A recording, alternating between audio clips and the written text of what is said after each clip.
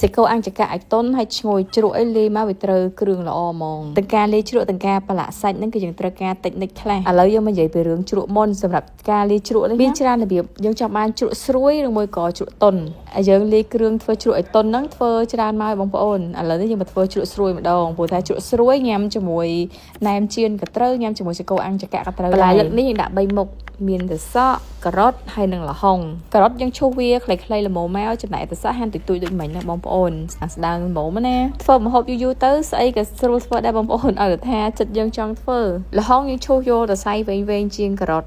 ម្ទេសយើងដាក់3បង្ក្របក៏អត់ហឹលដែរចំណែកឯខ្ទឹមក្រហមវិញហាន់វារៀងក្រាស់បន្តិចបានពេលយើងយកទៅលាយជ្រក់ទៅវាមានសភាពស្រួយនៅនឹងហ្មងខ្ទឹមសយើងហាន់ជាប្រទេសស្ដើងលាយមកក្របទៅបានហើយបងប្អូនកុំដាក់ច្រើនបន្លែដែលយើងធ្វើឲ្យអស់នេះចំនួនកន្លះគីឡូ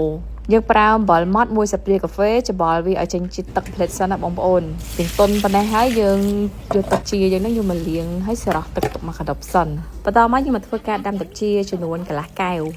ស្ករស80ក្រាមមកដល់1ខាំទេកូរវារៀងរលាយទីសិនទៅសម្រាប់ដាក់ម្សៅស៊ុបមាន់1ស្លាបព្រាបាយអំបិលម៉ត់1ស្លាបព្រាកាហ្វេកំប៉ុងហើយទឹកត្រី5ស្លាបព្រាបាយទឹកខ្មេះ5ស្លាបព្រាបាយដែរអត់យកជូរដុតទេបងប្អូនយកជូរតិចដាំឲ្យពុះរួចយើងទុកវាឲ្យត្រជាក់សិនបន្ទាប់មកជ្រក់ដែលយើងបានសម្រោះទឹកមុនហ្នឹង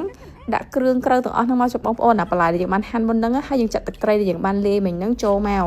ច្បល់វាឲ្យសព្វគ្រឿងចេះហើយដាក់ក្លាសេទុកទូត្រជាក់ទៅដល់ពេលដែលវាឡើងត្រជាក់ជ្រក់របស់យើងនឹងស្រួយល្អឲ្យតែថ្លឹងគ្រឿងត្រូវប៉ុណ្ណឹងលាយមកឆ្ងាញ់សេកូបងប្អូនប្រើគោខ្ចីទៅវាផុយឬមួយក៏ត្រង់កន្លែងសាច់រងឈាមឬមួយគេហៅសាច់ផ្អែមហ្នឹងដុំវៀនក៏វាផុយល្អដែរហើយយើងហាន់វាជាប្រទេសស្ដើងតែធំល្មមឥឡូវនេះគេចេញសេកូថ្មីបងប្អូន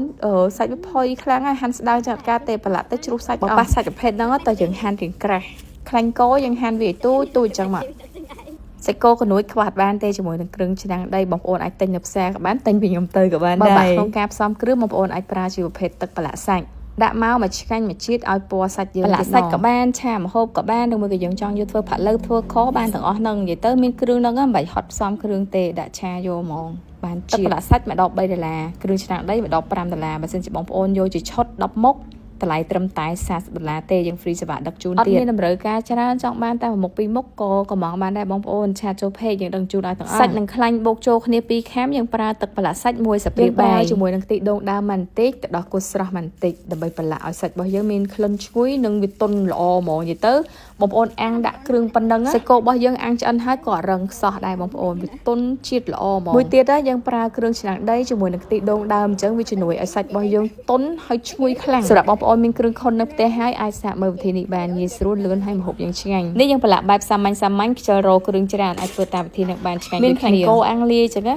សាច់គោរបស់យើងទៅពេលដែលវាត្រូវជាមួយភ្លើងនិយាយថាក្លិនឈ្ងុយវិធីប្រឡាក់មួយទៀតដែលគេអាំងលក់ទូទៅគឺគេប្រើប្រភេទជាគ្រឿងបុកគ្រឿងខ្មែរយើងហ្នឹងបងប្អូនបុកលាយម្ទេសឆ្អើរគ្រឿងបុកហ្នឹងបងប្អូនប្រើពណ៌ក្រហមស្អាតជាងពណ៌លឿងបន្ថែមគ្រឿងឆ្នាំងដី1ស្លាបព្រាបាយខ្ទិះដូងដើមបន្តិចជាមួយនឹងទឹកដោះគោស្រស់បន្តិចដូចគ្នាទឹកប្រឡាក់សាច់1ស្លាបព្រាបាយទៀតមកដើម្បីសាច់គោរបស់យើងមានជាតិឆ្ងាញ់នៅពេលដែលប្រឡាក់គ្រឿងទាំងអស់នេះរួចសាច់គោរបស់យើងគឺវាមានសភាពបែបនេះបងប្អូនគ្រឿងអីខាមជាប់មួយសាច់គោច្រើនល្អហ្មងហើយលើប្រឡងឈ្ងុយខ្លាំងមែនតើវិធីទាំងពីរនេះបងប្អូនរើសយកមួយណាក៏បានដែរឲ្យតែថាងាយស្រួលក្នុងការធ្វើអញ្ចឹងណាសម្រាប់រសជាតិវិញមិនចាញ់គ្នាហ្មងទេបងប្អូនខុសតែមួយដាក់គ្រឿងបុកមួយទៀតដាក់តែគ្រឿងឆ្នាំងដីសុទ្ធអាំងឆ្អិនហើយញ៉ាំជាមួយជ្រក់ដែលយើងបានលាយមិញទៅអើយជាតិមែនតើដោយសារតែជ្រក់របស់យើងវាស្រួយឆ្ងាញ់ហ្មងបងប្អូនចូលជាតិខ្លាំងមែនតើបើនិយាយពីសាច់គោរបស់យើងវិញឡងឈ្ងុយហើយវាចូលជាតិចូលគ្រឿងល្អសាច់គោឡងតុន